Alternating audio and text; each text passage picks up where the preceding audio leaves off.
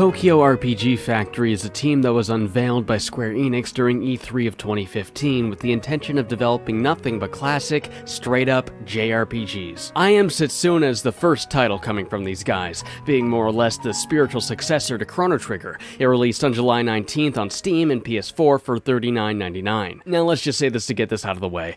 Chrono Trigger isn't just one of my favorite RPGs. It's one of my favorite games ever made, and because of that, I'm taking it upon myself to let you all know whether or not it lives up to the legend it's basing itself off of. The game's description on the store page even reads, "A new battle system inspired by the timeless JRPG classic, Chrono Trigger." New? Is that what you call it? Believe me, there's nothing new about this battle system. It's straight up identical to Chrono's. But that's not where the similarities end. Enemies are seen walking around the map, the battle screen is there and then instead of on a separate screen, the overworld, the sparkling little items you can pick up, the tech attacks, it's all taken straight from Chrono Trigger. You play as Andir, a mercenary hired to assassinate a girl who's going to be sacrificed to warden off monsters.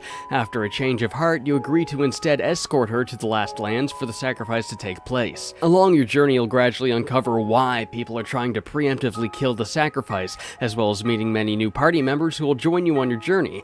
It's a solid hero's journey tale. While it took me a while to get into it, I did find myself invested in the story and characters. You can always tell who's going to join your party based on which characters have a portrait the first time you talk to them. It kinda ruins the surprise. That, and many of the party members feel more removed from the story than others. It's not often that these supporting characters encounter reminders as to why they're on this journey, why they're helping us out. The ones that do tie into things very well, but one or two of the characters I couldn't help but to feel didn't contribute much to the story. The party members all feel different in a great way. They all have different techs, and there's a variety of ways you can organize them to your liking. One thing I don't like though is techs aren't learned as you level up, like in Chrono Trigger, but instead by finding materials, selling them to merchants, and then purchasing them based on what materials you've sold. I suppose there's people out there that would prefer this wider control over what techs you can give yourself access to, but I find it just complicates things. It doesn't help that it doesn't tell you which techs will unlock double and triple techs on the buying screen either. I played over half of the game with only one double tech because I did not know which ones would give me more. You're gonna have to either get lucky or look up a guide. But once you've got the techs figured out, the battle system is as good as ever. The classic ATB gauge dictating who goes next and strategizing which techs to use based on the physical placement of the enemies on screen. It doesn't add much new to Chrono's 20-year-old battle system, but if anything, it goes to show just how well this battle system still works. Many techs are even taken directly from Chrono Trigger, including the iconic X-Slash. Being a classic-style JRPG, it's pretty simple when it comes to game mechanics. Even things like armor are completely removed, leaving only weapons and a single equipable accessory to keep track of. And while I do appreciate how intuitive the game is in keeping things simple, the removal of some things just doesn't feel justified. Like inns, you can no longer stay at an inn to recover your health. You'll have to buy a tent, leave the area to the overworld, pause the game, and use it. But the biggest offender is the complete lack of a run button. If you happen to run into a rare enemy that's going to destroy your party, well, I hope you saved recently because at this point a game over is inevitable.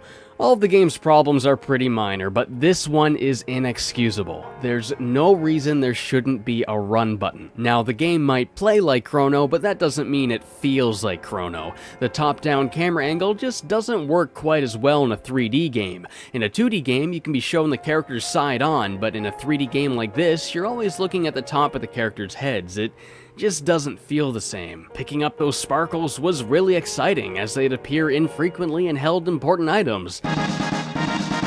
Now they're everywhere and just contain mere materials for making techs. And those weird chests sealed with a mysterious energy. That curious jingle playing every time you'd find one. What could be in these? How do I open them?